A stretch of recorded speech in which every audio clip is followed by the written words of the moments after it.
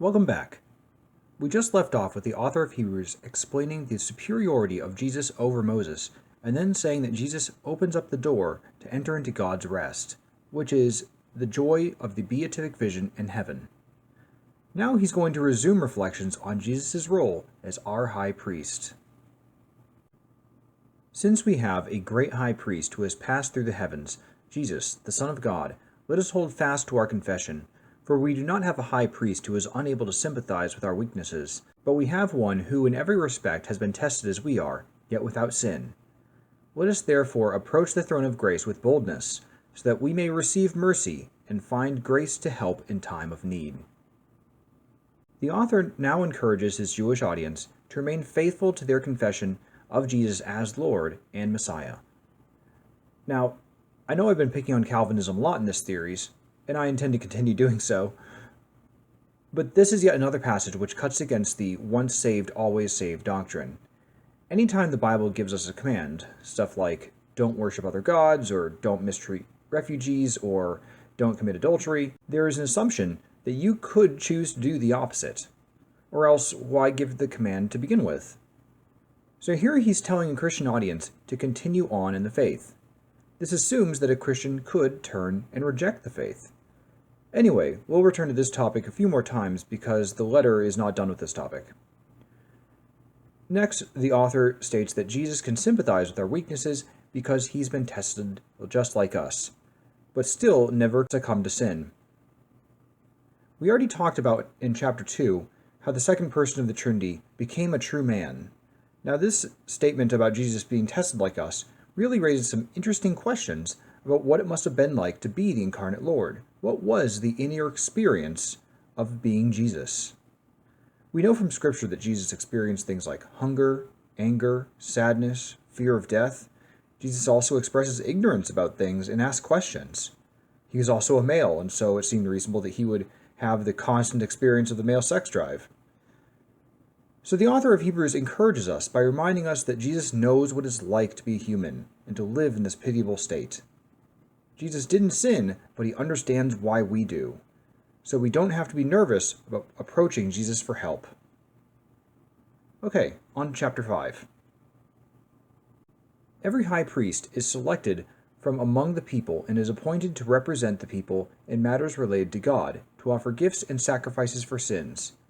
He is able to deal gently with the ignorant and the wayward, since he himself is subject to weakness. And because of this, he must offer sacrifice for his own sins as well as those of the people. So let's talk briefly about the function of the high priest. All throughout the year, Israelite people would be making sacrifices at the altar at the temple in Jerusalem to purify themselves from their sins. And ordinary ministerial priests had a role in these rites. The high priest's role in the Old Testament sacrificial system was that he was the one priest who made the sacrifice of atonement for the whole nation of Israel on the holiday of Yom Kippur, the Day of Atonement. He would slaughter his sacrifice, a lamb, out on the altar, then he and he alone would enter into the inner sanctum of the temple, called the Holy of Holies, to present this offering to God.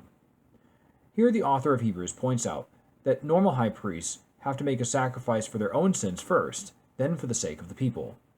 This is different from Jesus, who had no sacrifice that he had to make for his own sins, because he had none. But he was still able to sympathize with us. Okay, let's keep going.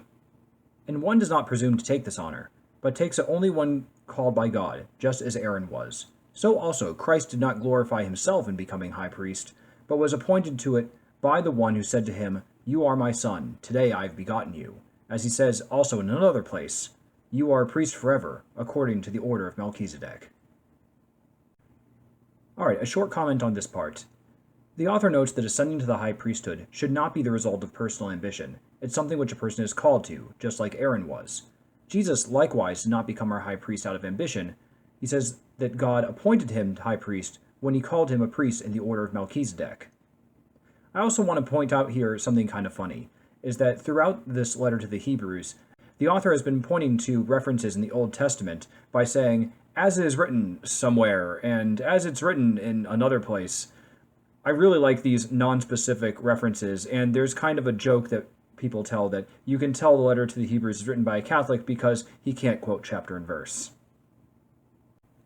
In the days of his flesh, Jesus offered up prayers and supplications, with loud cries and tears, to the one who was able to save him from death, and he was heard because of his reverent submission. Although he was a son, he learned obedience through what he suffered, and having been made perfect, he became the source of eternal salvation for all who obey him, having been designated by God a high priest according to the order of Melchizedek. Now the author points us specifically to Jesus' agony in the garden, a place where his fear and temptation reached its highest point. I think about Jesus' line after Peter struck the priest's servant with the sword. Jesus said, "Could I not have 12 legions of angels come and fight for me?" I wonder if the thought of actually doing that didn't pass through his mind. He would have been well within his rights to do so, to just have the angels come and wipe the earth clean. And yet, Jesus submitted to the will of the Father to die as a sacrifice for our sins instead. The language of Jesus learning obedience and becoming perfect can be a bit unsettling at first, because Jesus was and is God. And therefore, we would expect him to be both perfect and omniscient. So let's first look at the matter of Jesus learning obedience.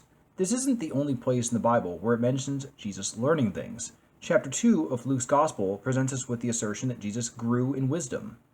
In Matthew chapter 24, we have Jesus' statement about not knowing when the end of the world was going to happen. So it would seem that while Jesus had access to divine omniscience, he was not always engaging that, and instead allowed himself to develop his mind like a normal human. Thus, Jesus had the real human experience of coming to learn and appreciate things more through his life. The author of Hebrews points out that in going through the agony in the Garden of Gethsemane, Jesus learned what it was like to be obedient to the Father in extremis. And because of that, we all get to enjoy the fruits of his sacrifice, namely our salvation. Now let's talk about the statement about how Jesus was made perfect through this experience. It invites the question of whether Jesus was somehow imperfect beforehand. Well, this is one of those instances where I think the English translation should have taken a different route. The word which is translated as perfect is sometimes also translated as completed. So it's not that Jesus was imperfect prior to going through the agony in the garden, but that his purpose in becoming incarnate was not yet complete. The author closes here with another reference to Jesus as our high priest in the order of Melchizedek. That's something he'll be going into more detail with later. We'll elaborate then. Until then, thanks for joining me.